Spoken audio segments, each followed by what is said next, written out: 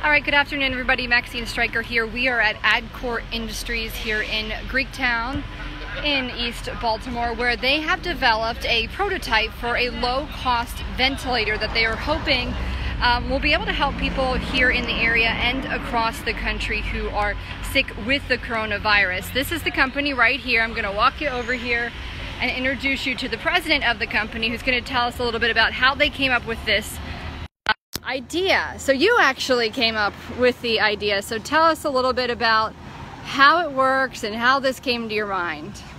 Well, we identified what the problem was, and that was a shortage of ventilators. And then we broke that complex problem down to a very basic problem, and that's getting air into somebody's lungs. And we developed this machine that's a very simplistic approach to a ventilator, which controls the breaths per minute, the volume of air, and the pressure. And it bridges the gap between a very complicated ventilator and a very simplistic approach to that same result. And at a much lower cost. Certainly. Absolutely. So Tony, tell us a little bit about what's normally being made here, because it's not usually ventilators. Yes, we're very fortunate to own ADCOR. ADCOR is a machine shop with highly skilled professionals.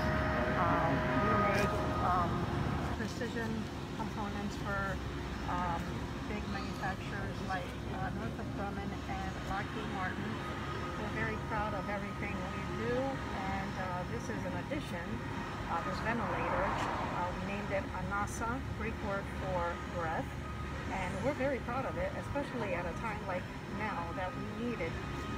Saving lives is what we want to do, and ever since this pandemic has started, my husband was trying to find a way to use our facilities, his design, to create something that we can give back. Absolutely. Can you take us in here and show us? Absolutely. All right. It might be a little loud in here, but we'll show you what it looks like.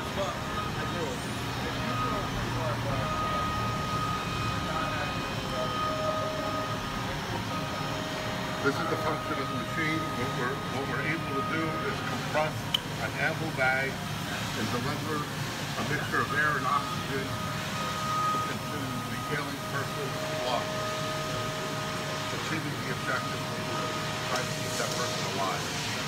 Absolutely. All right, so they're just waiting on approval, and then you'll be able to go from there. And you could make, you said thousands a day, you think, or hundreds? We can start off immediately within the next week and start delivering 100 a day, and we can quickly ramp up to thousands a day. Okay. All of that is a direct result of the demand that's out there. Not only that, we can create more jobs for one more city because we have the facilities. Our main objective was to help save lives. All right, it's good. Here.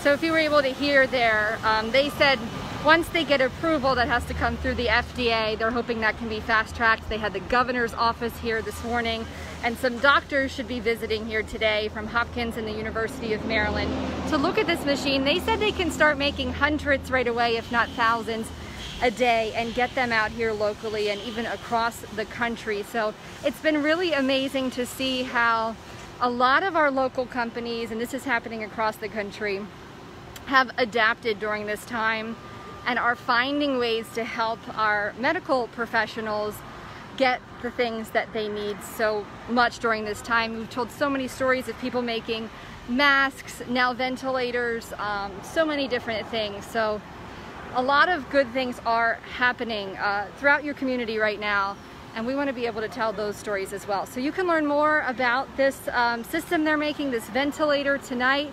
It's going to be on at 5 o'clock on Fox 45 News. Make sure you tune in then. Bye, guys.